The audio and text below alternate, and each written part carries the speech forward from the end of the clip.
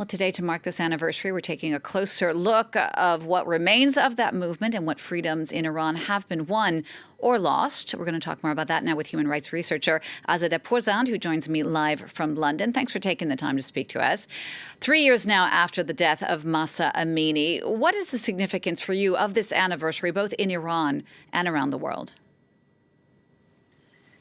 Yes, 3 years ago, we all witnessed this tragedy, as your coverage also explained.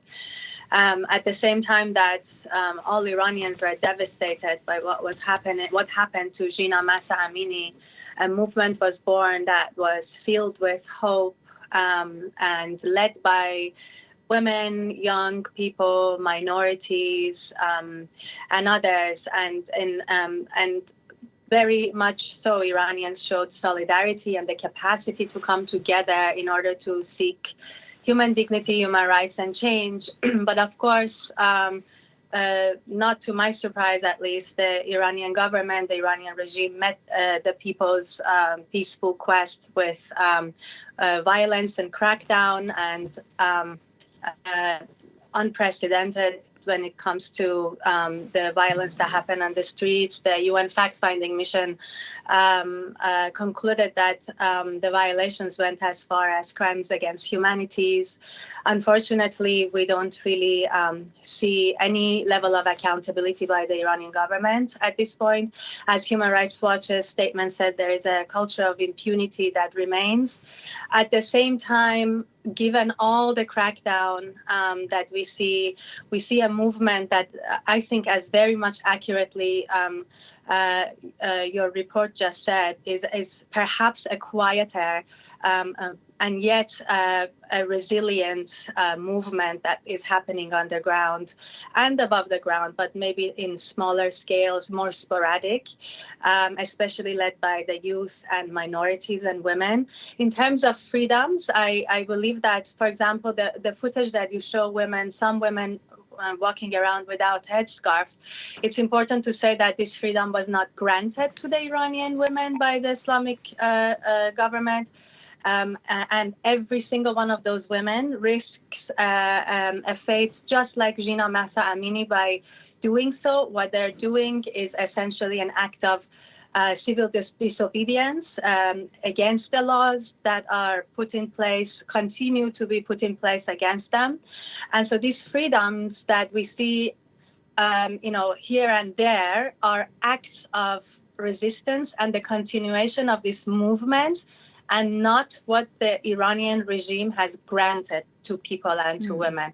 In terms of repression, you can say that the repression continues, and unfortunately, we do not see the relaxation of any level of structural or procedural violence against the Iranian people.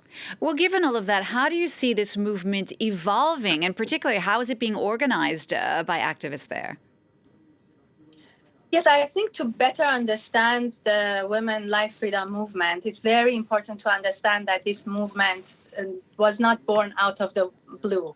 The Iranians' women's rights struggle is a historic movement that proceeds long before women life freedom, and in my opinion will proceed long after women life freedom. It has proven over the years, and not only these 3 years, that it is quite a resilient movement, and it's not only a political one, it's social and cultural and even economic as well.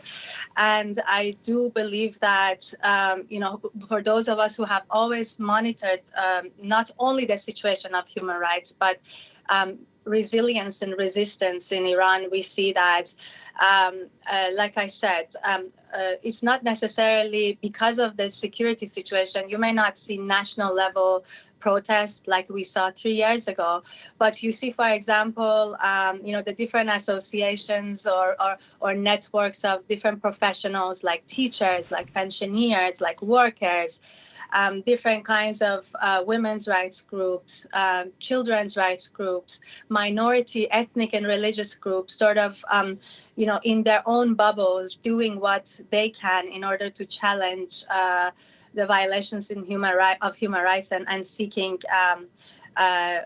more rights.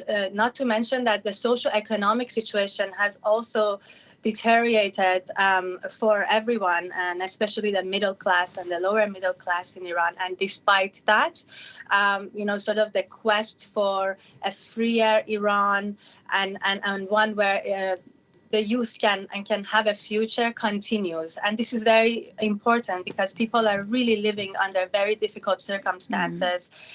On top of that, the Iran-Israel war added to the uncertainties and fragility of their lives.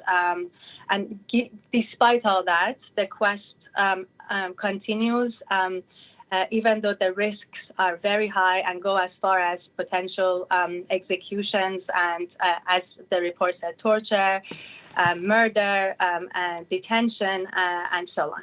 Azadeh, thank you so much for sharing your expertise with us. Azadeh Pourzand speaking to me there from London 3 years after the death of Mahsa Amini. Thank you.